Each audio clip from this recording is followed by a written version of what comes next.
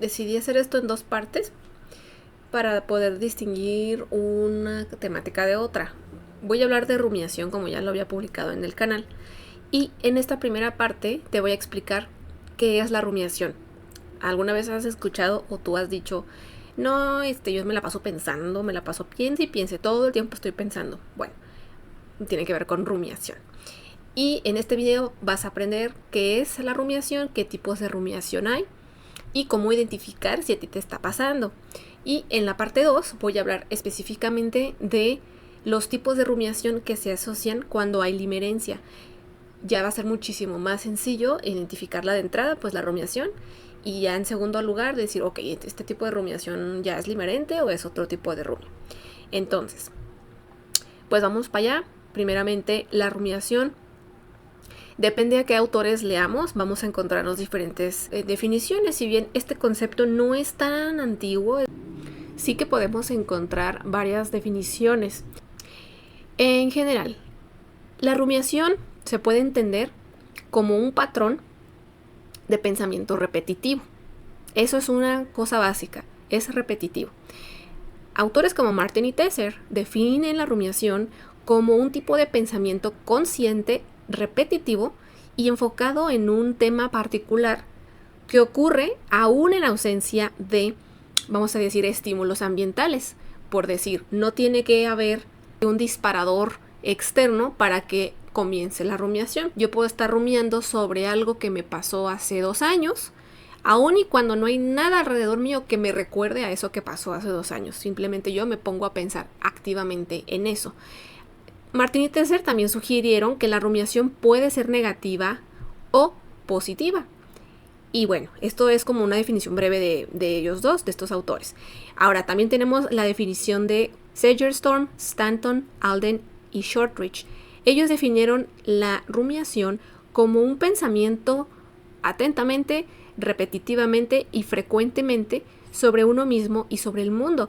Ellos también defienden que hay una forma positiva de rumiar, que inclusive es benéfico para el procesamiento emocional y que incluye algún tipo de análisis para hallar el lado benéfico, favorable o positivo de alguna situación.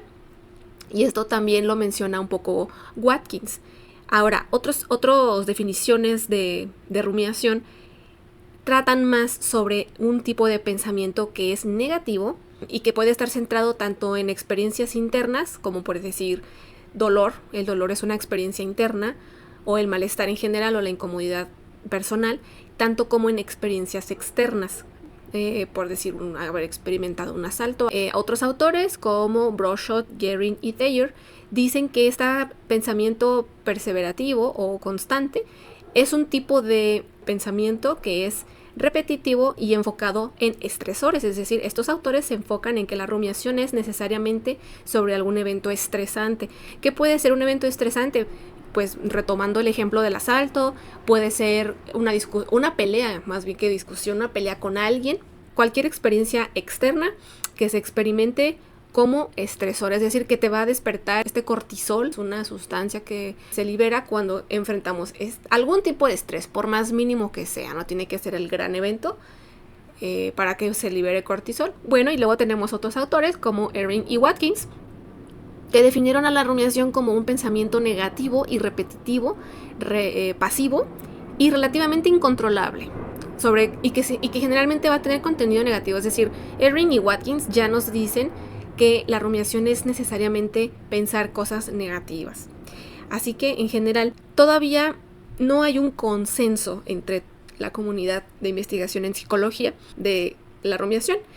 Para fines de este video yo te puedo decir que la definición Martin y Tesser considero que es la más amplia y a la vez la que más se acerca a la experiencia de la rumiación. ¿Por qué? Porque retomando estos autores, la rumiación es algo repetitivo, consciente, constante, que se enfoca en un tema particular, aun y aunque no haya algún estímulo externo que dispare este pensar. Ellos también dijeron que la rumiación puede ser negativa y positiva, por eso digo, bueno, la definición que presentan Martin y Tesser es muy, muy, muy buena definición, es muy interesante. Es decir, abarca bastante lo que es en sí toda la rumiación, ¿no? Así que, bueno, nos quedamos con la definición de Martin y Tesser y vamos a aplicarla en la vida cotidiana. Y aquí se retoma este ejemplo, ¿no? De yo todo el tiempo estoy pensando. Bueno, tal vez eso, lo que todo el tiempo estoy pensando, no necesariamente es rumiación, o puede ser que sí, o vamos a ver ejemplos de tipos de rumiación. Y en el otro video, repito, vamos a ver rumiación ya más enfocada en la limerencia. Pues bien, como ya te dije, el hecho de estar solo piense y piense no significa necesariamente que estás rumiando. Hay muchos tipos de rumiación, empezando por la rumiación depresiva. Ahora, vamos a empezar a combinar aquí la definición que te conté con los tipos de rumiación, ¿ok? Cuando hablamos de rumiación depresiva, significa que el contenido de los pensamientos rumiativos va a ser depresivo, va a ser enfocado en el malestar. En él estoy triste, no quiero hacer nada, no tengo ganas de hacer nada, ¿para qué?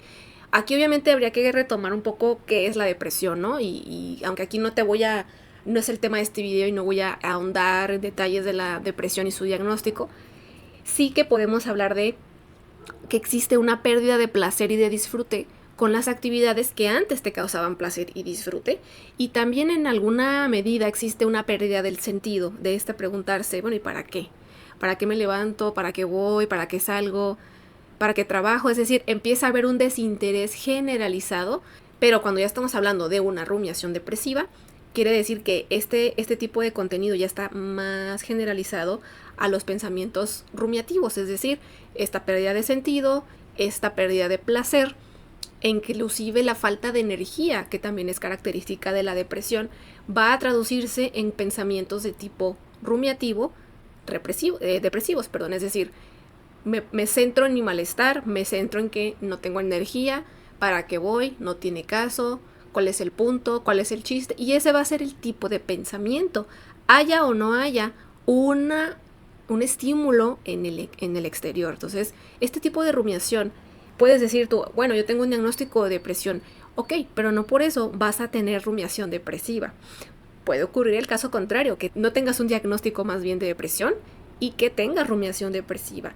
Y esto, bueno, no me voy a meter en hablar de emociones y sentimientos en este video, simplemente estamos hablando de la parte más cognitiva, que son los pensamientos, pero por supuesto que estos pensamientos van a tener consecuencias emocionales, ¿no? Evidentemente, en la rumiación depresiva, ¿qué nos va a traer como consecuencia emocional? Pues depresión, tristeza, desinterés, apatía, etc. Entonces, este es el tipo de rumia depresiva. Va a ser pensamiento repetitivo, constante, consciente, que va a consistir en la expresión de los síntomas de la depresión en los pensamientos. Luego tenemos otro tipo de rumiación que se llama rumiación negativa. Esta rumiación tiene más que ver con los pensamientos pesimistas, vamos a decir, que con los pensamientos depresivos. Si bien ambos pueden guiarnos hacia la tristeza y a la apatía, el pensamiento negativo también puede tener que ver con el enojo, con el autoestima, con la inseguridad y otro tipo de cosas. Vamos a poner un ejemplo. La persona se va a centrar en las cosas negativas del día, es decir, su atención va a estar totalmente enfocada en aquella cosa que no resultó bien, por decir, híjole, es que en el trabajo me equivoco un chorro en el teclado de la computadora, hablando de alguien godín, ¿no? Que trabaja en la oficina y que teclea en la computadora, en lugar de enfocarse en que, oye, pero tu día en general marchó más bien que mal, pues. Y ojo, no se trata aquí de forzar una positividad tóxica muchas veces, que incluso me dan ganas de hacer un video de eso, sino más bien hacia dónde se va la atención. La atención con la rumia negativa va a ser solo en lo negativo. Sí, me encontré a alguien que hace años no veía. Ay, pero estaba toda despeinada y luego estaba toda sudada. Ay, no, de seguro me vi bien asquerosa. ¿Por qué tu atención? O bueno, no es la cuestión, ¿no? O sea, la atención se va a enfocar en los aspectos negativos, aun y cuando el panorama general de las situaciones no es negativo. Entonces, es un tipo de rumiación, yo le puedo atribuir a que es bastante peligrosa, porque por más que alguien tenga un día, una vida o aspectos de su vida que estén marchando bien, la persona solo se va a enfocar en los aspectos negativos. A lo mejor ni siquiera en algo que haya pasado, simplemente puede ser en algo que no ha pasado, en lo que no tiene, en lo que no ha sucedido, ¿no? En el, pues sí, me encontré esta persona, pero pues yo no me la quería encontrar, me quería encontrar esta otra. O, ay, sí, ¿cómo es que mi jefe me reconoció esto, pero no esto otro? O sea, está esa parte, no hablo yo de insatisfacción, sino de interpretar negativamente las cosas. La atención queda más del lado negativo de las cosas, entonces pierde ahí este equilibrio entre, bueno, en un día pasan cosas que se pueden interpretar como negativas y cosas que se pueden interpretar como positivas. Entonces, esta rumiación repetitiva, consciente y pasiva va a estar centrada en cosas negativas. Y estoy hablando de una situación externa, de cosas que pasan en el día, pero también puede hablarnos de algo interno. Es decir, ¿qué pasa cuando la persona se ve al espejo y no le gusta lo que ve y se enfoca en lo que no le gusta de su imagen? No necesariamente tiene que ser algo externo que le pase, simplemente también hablamos de experiencias internas o de estar rememorando cosas negativas, y este tipo de rumiación se podría asociar, claro que sí, con la depresión y con la ansiedad, ¿no? Que tiende a tener este pensamiento catastrófico, ¿no? De, ¿y si pasa esto? ¿Y si pasa esto? Claramente la rumiación tiene relación con otros desórdenes psicológicos. Como tal, la rumiación no es un desorden psicológico, pero se va entendiendo, ¿no? Por qué la rumiación es un factor transdiagnóstico. Y bueno, otro tipo de rumiación también se le conoce como rumiación reactiva al estrés, es decir, ocurre una situación estresante, cualquiera que sea, y como consecuencia de esa situación que ya pasó, ocurre esta rumiación, ¿no? El revivir el evento estresante. Y ese evento estresante puede ser cualquier cosa. Generalmente, pues se pone el ejemplo de, no, pues un desastre natural o un evento como un asalto, algo que es muy fuerte y que claro que a mucha gente le sucede.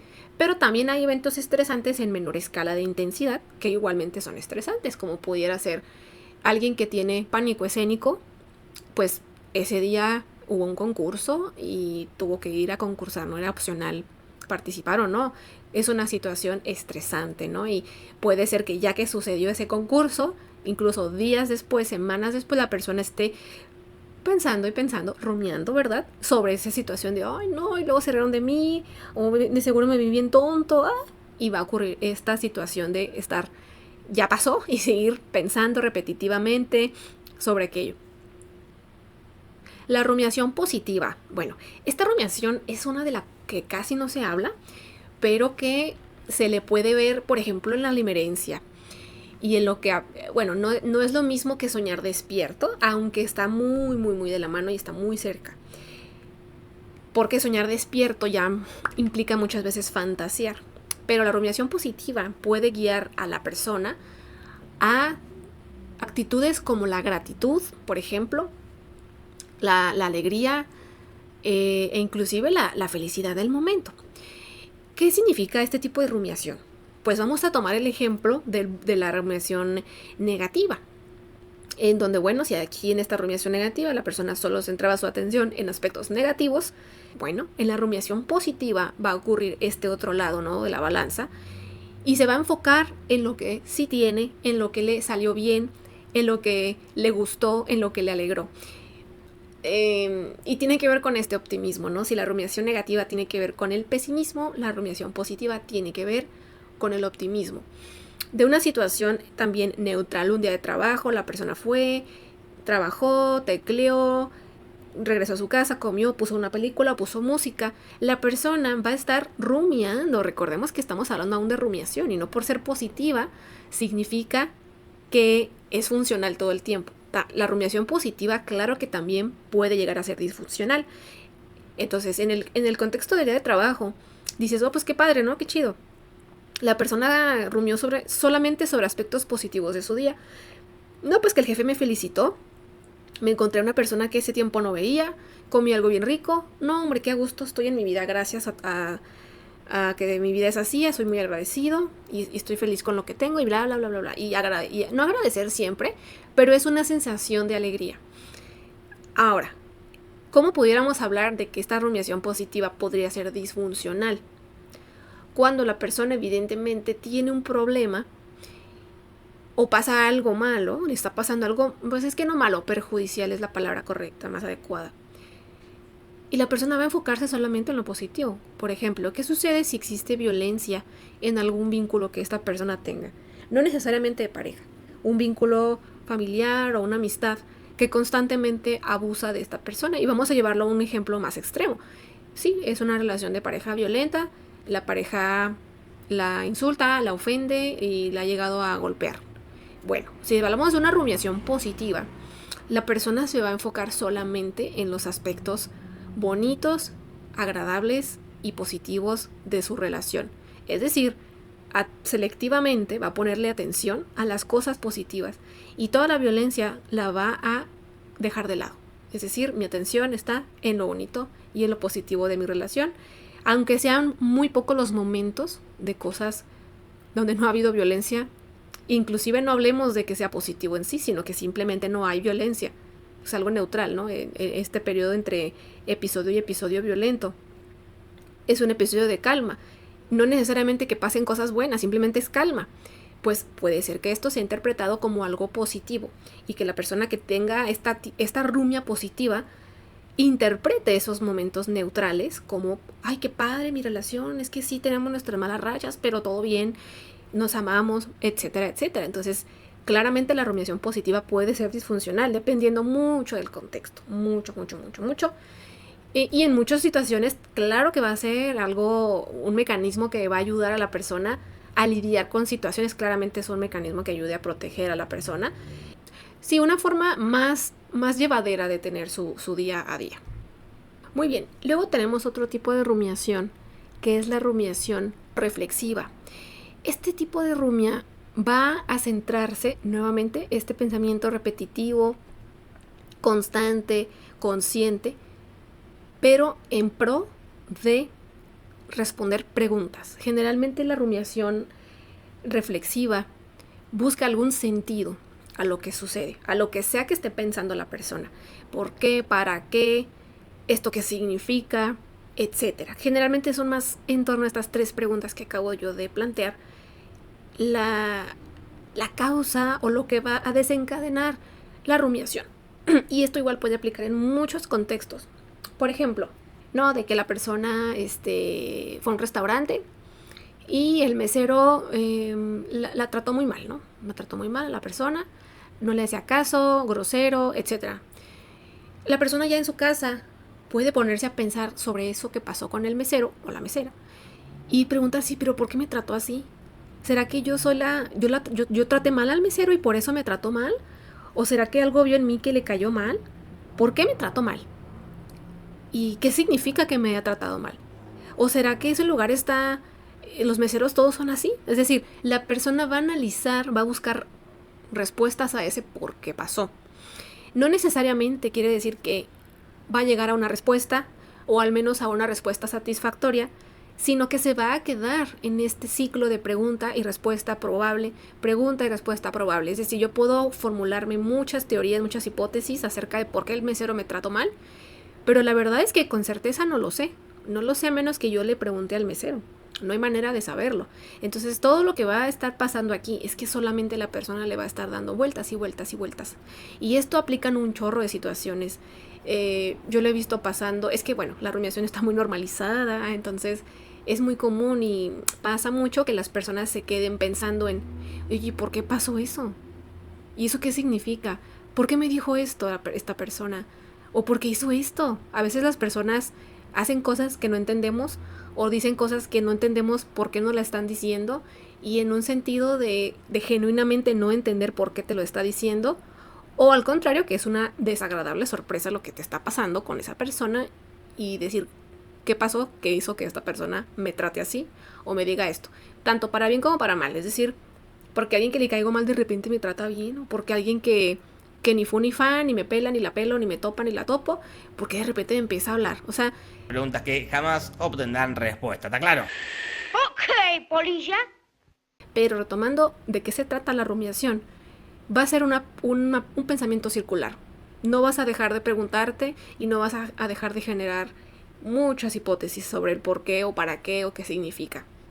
El problema viene cuando se utiliza más allá de lo funcional, ¿no? Hablamos de que la rumiación no es buena ni mala, ni nada. La rumiación existe para diferentes motivos y por diferentes motivos, y dependiendo del uso que se le dé, se vuelve disfuncional o funcional. Ahorita lo mencionaba con el ejemplo de la rumiación positiva. Puede ser funcional, claro que puede ser funcional, pero también puede ser disfuncional. Entonces no podemos decir, y de ninguna manera estoy diciendo, que hay rumiaciones buenas y rumiaciones malas. No, todas las rumiaciones son neutrales y pueden llegar a ser disfuncionales, tanto como pueden ser funcionales. Entonces esta parte de la rumiación reflexiva funciona igual. ¿Es funcional? Claro que sí. ¿Puede llegar a ser disfuncional? También. Otro tipo de rumiación es la rumiación anticipatoria.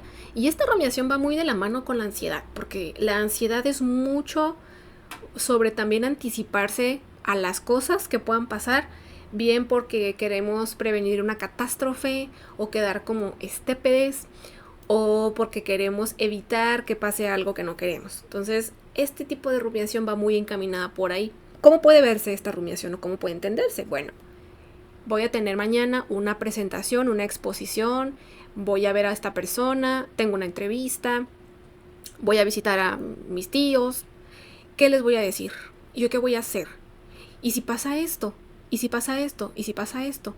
Es muy similar a esta parte de la ansiedad, de justo anticiparse a las cosas e inclusive planear escenario A, escenario B, escenario D, escenario F, escenario M, escenario P. Muchos escenarios. ¿Y qué vamos a hacer en cada uno de ellos? ¿Qué vamos a hacer? ¿Qué vamos a decir? ¿Cómo vamos a responder? Inclusive a veces hasta planeamos lo que va a decir la otra persona, a lo que digamos y lo que le vamos a contestar. O sea, ya toda la conversación ya está ahí bien planteada en el cerebro, ¿no? Y bueno, este tipo de rumiación anticipatoria tiene todo que ver con la ansiedad y más aún con la ansiedad social. Entonces, ¿qué puede pasar aquí? Puede que mientras está preparándose la persona para exponerse a una situación social, porque esto ocurre más que nada en situaciones sociales, fiestas, eventos, clases, ir a trabajar, salir, reunirse con la familia, con amistades, con colegas, con compañeros de la escuela, etc. Va a ocurrir que se recuerden fallos, lo que la persona interpreta como fallos del pasado en lo social, de, ay, cuando dije esto y me vi bien tonto, ay, cuando me cayó enfrente de todos, ay, no, cuando estaba hablando y tenía el perejilazo en el diente. La persona va a empezar a recordar esto, o inclusive aparte de esto de catastrofizar, puede ser que la persona incluso planee cómo va a esconder su ansiedad desde el punto de vista del observador, es decir, ¿cómo hago para que no se me note que estoy nerviosa? ¿Cómo hago para que no se me note que tengo ansiedad? ¿No? Entonces planean cómo esconder la misma ansiedad que causa la situación e inclusive pueden pensar y planear maneras de escaparse o de evitar ese encuentro social, ¿no? Entonces, ¿aquí qué va a pasar? A veces la persona planea escaparse, pero cuando no puede escaparse, ¿qué puede pasar? Pues que la persona solamente se quede estancada en recordar todas las veces que ha dicho cosas que cree que son tontas, todas las veces en que cree que los demás lo vieron y le juzgaron y dijeron, ay, esta persona no sabe de lo que está hablando, qué mediocre, qué feo, qué mal huele, no sé, diferentes cosas que la persona cree que los demás piensan de esa persona, ¿no? Entonces puede quedarse atrapado ahí el pensamiento, o esto que dije al inicio, ¿no? De, bueno, si pasa esto, entonces hago esto, si pasa esto, entonces hago esto otro.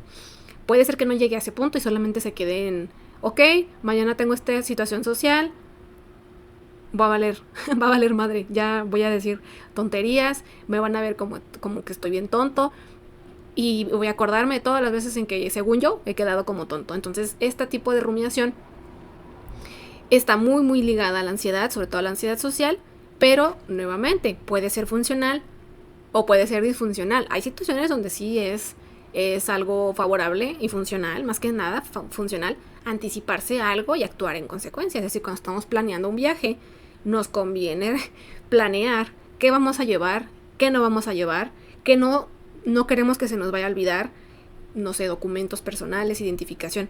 Ahí sí nos podríamos decir, va a haber una funcionalidad, pero cuando hablamos de este tipo de ansiedad anticipatoria disfuncional, se refiere a todo lo que ya expliqué. Quiero ser bastante clara en este punto de que las rumiaciones aquí expuestas pueden ser tanto disfuncionales como funcionales. ¿Ok? Ok, otro tipo de rumiación que no suele mencionarse tanto, pero que es muy interesante, es la rumiación del enojo o rumiación de la ira. Este tipo de rumiación está bien interesante porque abre la puerta de la conversación hacia hablar de asertividad, límites, agresividad y pasividad. en cuanto a los estilos de comunicación, pero también en maneras de ser. Hay gente que es agresiva, hay gente que es pasiva y hay gente que es asertiva. Luego, si quieren, hago un video de asertividad porque, brilla mucho por su ausencia la asertividad en muchos lugares.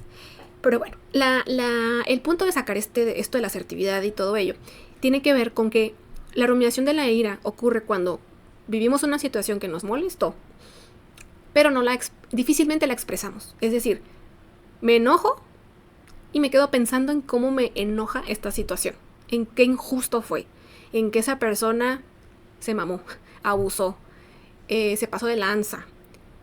Por ejemplo, no, pues que yo me compré un gansito, lo metí al refri. Este video no está patrocinado por Gansito, pero ok. Y alguien se comió mi gansito. Ok, voy a estar pensando en que, no mames, pinche persona imaginaria se comió mi gansito. Qué desconsiderado. ¿Por qué si yo no me como el gansito de los demás, por qué los demás sí se comen el mío? ¿Por qué me tienen que hacer esto a mí? Güey, ¿por qué mi gansito si sabían que era mío? Etcétera. Aquí va a haber muchos pensamientos ocurriendo que van a mantener e incluso aumentar el enojo. Y aquí, nuevamente, esta rumiación puede ser funcional o disfuncional. Si es una rumiación de enojo disfuncional, ¿qué ocurre muchas veces? Que la persona tiene muchas situaciones embotelladas que le molestaron y en algún punto va a explotar. Y entonces va a vomitar todo el enojo que tiene. Y aquí ya podemos hablar de agresión, ya podemos hablar que hay golpes, que hay gritos, de que no, es que te... Y puede ser desencadenado por algo muy mínimo. Entonces, esta rumiación de la ira justamente tiende a ser más disfuncional que funcional. Pero no por eso quiere decir que no pueda ser funcional. Pero pues sí es más general que la rumiación de la ira esté siendo usada en contextos disfuncionales. En lugar de expresar sana. Y eso es una pregunta que se hace mucho, ¿no? Ok, hay muchas situaciones que te pueden molestar, que nos enojan, ¿verdad? Del 1 al 10, hay situaciones que te enojan un 10, que es lo máximo, y hay situaciones que te enojan un 1. Ocurre aquí algo que es este creciendo, ¿no? Esta parte de que va en aumento, de acumular muchas situaciones de enojo. Son situaciones que el enojo es un 10 y las voy acumulando, y cuando ocurre una situación que en la escala del enojo es un 1, no es para tanto, exploto, ¿no? Entonces es mucho esta pregunta, ¿por qué? ¿Por qué te esperas a que el enojo crezca hasta el 10 para reventar y no lo expresas desde el 1, ¿no? Que es más funcional, que vas a estar tranquilo, que es más difícil que llegue a explotar la ira. Esta pregunta se plantea en este tipo de pacientes que tienen rumiación del enojo, ¿no? Entonces, pues la pregunta es esa. No te esperes a que tu enojo llegue al 10. Desde el 1 hay que expresarlo, ¿no? Y justamente esta rumiación va a, de alguna manera, hacer que en lugar de expresar la ira, se acumule, se quede en la mente y uno esté nomás piense y piense en todo eso que le enojó. Y pues sí está peligroso este tipo de rumia en un sentido ya más fisiológico incluso, porque el acumular enojo aumenta los niveles de estrés, aumenta la probabilidad de sufrir algún tipo de evento cardiovascular como un infarto, otras afecciones como la presión, etc. Entonces hay que cuidar mucho también esta expresión del enojo. Ok, otro tipo de rumiación es el de la rumiación centrada en la alimentación. Y pues obviamente que luego no nos damos cuenta que este tipo de rumia tiene que ver con los trastornos de la conducta alimentaria o TCAs o desórdenes alimenticios, como tú lo conozcas. Y bueno, va de varias maneras. En esta parte del DSM que se habla de los trastornos de alimentación, podemos hablar desde bulimia, anorexia, hasta también trastorno por atracón. Entonces, la rumiación sobre la alimentación puede ser tanto por déficit como por abuso de... Inclusive es obvio que en situaciones de carencia económica la persona va a estar pensando en qué va a hacer para comer, ¿no? En un sentido de que falte el alimento en casa. Entonces hay muchos contextos también donde se puede dar este tipo de rumiación. Ahora bien, cuando hablamos de por déficit de alimentación, pues tiene que ver con el control, es que si como esto voy a engordar, eso cuántas calorías tiene, el agua también engorda, no, ya cuánto peso, no. Tiene que ver con toda esta parte del control de la alimentación. Y por otra parte, cuando hablamos de trastornos por atracón o que tienden que ver con un exceso de alimentación, es como pero es que todavía tengo hambre, y si alguien me ve, me veré muy mal si me sirvo más. ay no, ¿qué van a pensar de mí? Aquí hay también pensamientos de vergüenza, pero también pensamientos de querer comer. Inclusive cuando hablamos de que hay un exceso de, la persona puede incluso minimizar la situación, ¿no? De, ay, pues es que no me estoy pasando tanto de tacos, o sea, ay, ¿qué es un taco más? Bueno, la Coca es light, ¿qué tiene? Ay, bueno, le eché limón, el limón corta la grasa, que eso es un mito de ojo. ¿Qué tiene? Está bien. O, ay, no, pues el de al lado está comiendo igual que yo y pues todo bien. Entonces, tiene que ver con esta parte. Y es un tipo de rumiación que nuevamente puede ser funcional o disfuncional. Otro tipo de rumiación que también es muy poco, creo yo, conocido, es la rumiación centrada en el deseo. Este tiene que ver mucho con las adicciones y claro que tiene que ver mucho con la limerencia. Tiene que ver con los antojos, tiene que ver con creer que necesitamos algo o que necesitamos obtener cierta cosa deseada. Por eso se llama rumiación sobre el deseo. Entonces, ¿aquí qué puede pasar? Que la persona, bueno, aquí se mezcla imágenes mentales, o sea, la imaginación con el deseo. Y aquí pues en limerencia claramente que está presente este tipo de rumiación al decir, cuando mi objeto limerente, mi crush me diga que me ama y que le gusto, no, se mezcla la imaginación con lo que deseamos.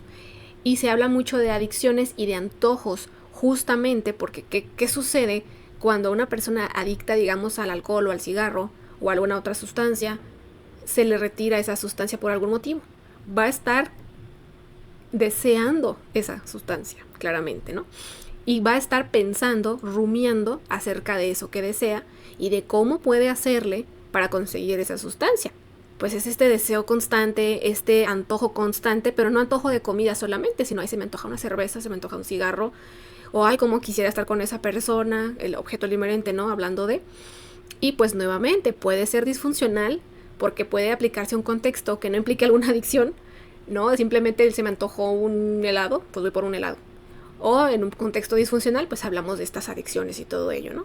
Entonces, no es una tipo de rumia que se hable mucho, pero claramente que está presente, incluso con el café. ¿Qué pasa cuando alguien está acostumbrado a que todos los días a cierta hora tiene una taza de café y por algún motivo un día no la tiene? ¿Y cómo lo puedo hacer? Salgo a comprar café, lo pediré por Didi, por Uber Eats, que igual no me patrocinan, pero ajá. Ay, no tengo café, ¿qué hago? Voy al súper. O sea, vamos a empezar a imaginar, mezclado con planear, mezclado con lo que deseamos, ¿no? Y bueno, ese tipo de rumiación pues es muy interesante también. Finalmente tenemos un tipo de rumiación que es más común en la adolescencia, pero que puede preservarse hasta la adultez, y es la corrumiación. Este tipo de rumiación la mencioné en el video sobre limerencia. Y hablo de la adolescencia, o se habla de que ocurre más en la adolescencia, debido a que la palabra ya nos dice, ¿no? Corrumiar. Co es un prefijo que proviene del latín y significa junto o en conjunto. Entonces, corrumiar es rumiar junto con alguien, ¿no? Y hablamos de que se da en la adolescencia porque es cuando hay una socialización más fuerte de temas que ya no se limitan nada más a la caricatura, a la serie del momento o a la moda del momento. Pues ya la hormona se alborota, ¿no? Ya le interesan los niños, las niñas, a los mismos adolescentes se empiezan a interesar, ¿no? En un sentido ya más romántico. Y pues, ¿qué ocurre? Que se reúnen con sus amigos o con sus amigas y empiezan a decir, creo que le gusto a fulanito, fulanita. No manches, yo creo que sí le gustas porque bla, bla, bla. Es muy evidente esta corrumiación en la adolescencia, pero claro que puede suceder en la adultez. Y este como tal no es un tipo de rumiación personal, puesto que depende de que haya otras personas. Es decir, no puedes corrumiar tú solo. No se puede, tiene que haber mínimo otra persona ahí. ¿Quién puede ser esa otra persona? Pues tu amigo, tu amiga, tu mamá, tu papá, hermano, hermana, primo, prima. Que dé una rienda suelta o que gracias a que están en conjunto hablando de un tema, le estén dando vueltas y vueltas. Que, ojo, que haya otra persona presente al momento de estar rumiando, sigue siendo rumiación. Es decir, el pensamiento sigue siendo repetitivo, constante, en círculo, y generalmente la rumiación es improductiva, es decir, no llegas a nada. En conclusión, no hay conclusión. Eso es lo que ocurre cuando rumiamos. Entonces, cuando estamos en corrumiación, vamos a quitarlo del ámbito romántico y llevarlo al ámbito de, le estás platicando un problema a un amigo, ¿no? Y junto contigo, tu amigo se pone a rumiar acerca de tu situación. ¿Qué puede ser? No, pues es que me pasó, ay, oye, no manches, pues está bien feo. Oye, y luego, o sea, ¿pero por qué te dijo eso? Pues no sé. Oye, ¿no será que le caes mal? Pues no sé si le caigo mal. ¿Tú crees que le puedo caer mal? Pues es que quién sabe, le puedes caer mal a la gente y uno nunca sabe. O sea, lo que te dice tu amigo, tu amiga va a alimentar la rumiación en lugar de disminuirla. Y no quiere decir que porque haga esto es un malo o mala amiga. No, no, simplemente que está ocurriendo esa rumiación ahí. Y esa rumiación puede ser sobre diferentes temáticas. Puede enfocarse sobre una relación de pareja, problemas personales, el del trabajo, sobre autoestima, etcétera. Pero ¿cómo identificamos que es corrumiación? Porque aunque sea un grupo grande de amigos, o sea, ya no hablamos de que seamos 2 personas hablando, somos 6 personas hablando, 10 personas platicando de un tema y no llegamos a nada. Se sigue repitiendo y repitiendo y repitiendo. Y a lo mejor puede haber aquí el amigo que diga, bueno, ¿y cuál es el punto? O a ver, ¿y luego qué? O sea, ¿y cuál es el caso? Pues puede ocurrir esto, ese tipo de frases, cuando ya está habiendo una corrumiación, es decir, rumiación grupal. Incluso a veces cuando vamos a terapia como pacientes, rumiamos en terapia, en la sesión, y a veces el psicólogo rumia junto con nosotros, porque como les decía en ese otro video sobre cómo se siente rumiar, ¿no? Y a veces los psicólogos no saben qué es limerencia, pero también ocurre que no saben qué es la rumiación.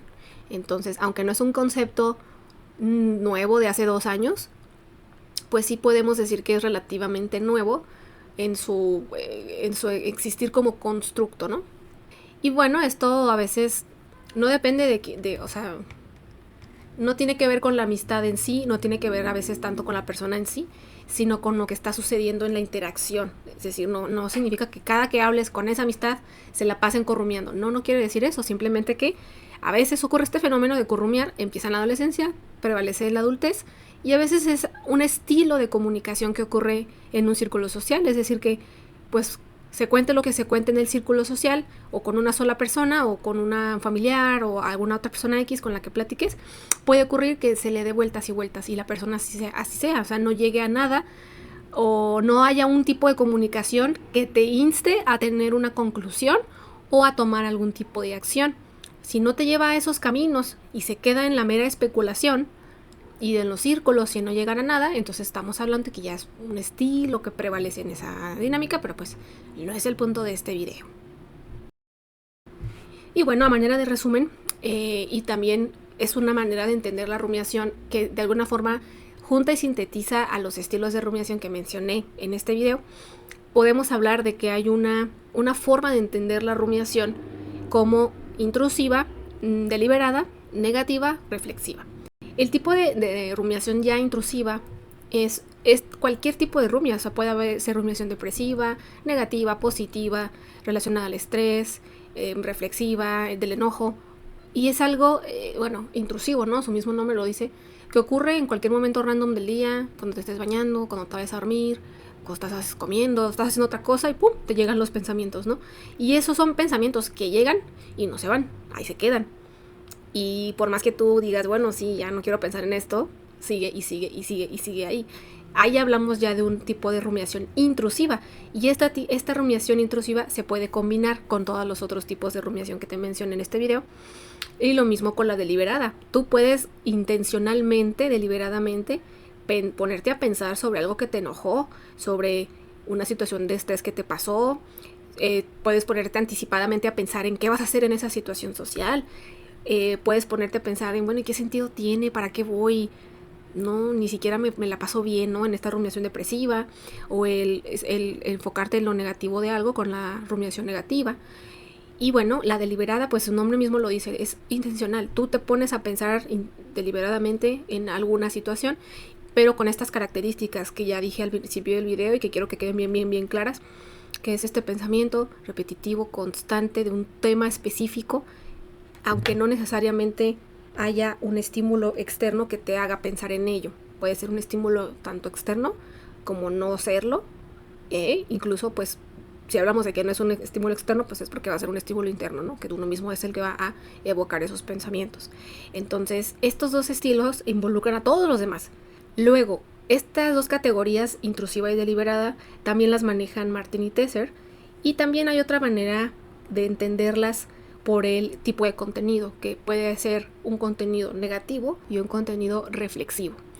Entonces, el negativo, pues, ¿qué va a involucrar? Una consecuencia emocional negativa, sentimientos de tristeza. No son emociones negativas, o sea, la depresión no es una emoción negativa, no existen las emociones negativas, pero para que se entienda más fácilmente a qué me refiero, pues voy a usar esa palabra. Pero son estas emociones de hacia abajo, ¿no? Que son desagradables a lo mejor o incómodas de sentir, como el enojo, la tristeza, la apatía incluso. Esta otra rumiación que es la reflexiva, que conlleva el hecho de buscarle un sentido a las cosas. Y generalmente la rumiación, por ejemplo, positiva, podría caer en esta rumiación reflexiva. No calza a la perfección, pero sí pudiéramos decir que al haber esta rumiación positiva, que muchas veces lleva a la gratitud, lleva al agradecimiento, a la alegría del momento, o a extender un sentimiento que entre comillas es positivo, sí podemos decir que al darle un sentido de este tipo más optimista a los pensamientos o a lo que sea que estamos rumiando, sí podemos hablar de que es más reflexivo que negativo. Porque pues estos autores dividen en 4, ¿no? El espectro de la rumiación por contenido o por control. Por control es el deliberada o intrusiva y por contenido es reflexivo o negativo. Entonces les digo que no calza la perfección la rumiación positiva con la rumiación reflexiva, sí que está lejos de la rumiación o del contenido negativo. Así que bueno, ya en la parte 2 te voy a explicar los tipos de rumiación que hay cuando hay limerencia, pero con este panorama general que te di, todos los tipos de rumiación, considero que ya va a ser más fácil que identifiques, ¿no? ¿Qué tipo de rumia estás teniendo? Cuéntame en los comentarios con qué tipos de rumia te identificaste, cuáles son los que tienes más, que repito, vuelvo a lo mismo, la rumiación no es algo malo ni bueno, hablamos de rumiación más bien disfuncional o funcional, así que platícame en los comentarios. En mi caso, por ejemplo, pues mi rumiación antes era mucho de anticipatoria, ¿no? Yo la más planeadora, yo la más planificadora. Era mucho sobre eso, planear. Todavía me quedan rastros de eso. Todos tenemos, o sea, no solo yo, sino en general todos tenemos todos los tipos de rumiación, así que es algo natural, es algo normal, es un proceso cognitivo. Ya después podríamos platicar de por qué rumiamos, para qué sirve rumiar. Que casi creo que vaya a ser otro tercer video sobre por qué rumiamos y de qué sirve rumiar. Y si no, pues ya lo explicaré en la parte 2 de este video sobre el rumiación. Y bueno, espero que te haya servido, que lo identifiques, que lo identifiques en otros, en ti mismo, que si tú eres alguien que tiende a corrumiar en lugar de llegar a conclusiones, pues te des cuenta de eso, de oye, pues ya platicamos un chorro de esto, ya le dimos muchas vueltas a esto y no llegamos a nada. A ver, no, estamos corrumiando, porque pues a veces no es funcional, a veces no es funcional hacerlo. Y bueno, yo fui Anima Psicología, espero que este video te haya servido. Adiós.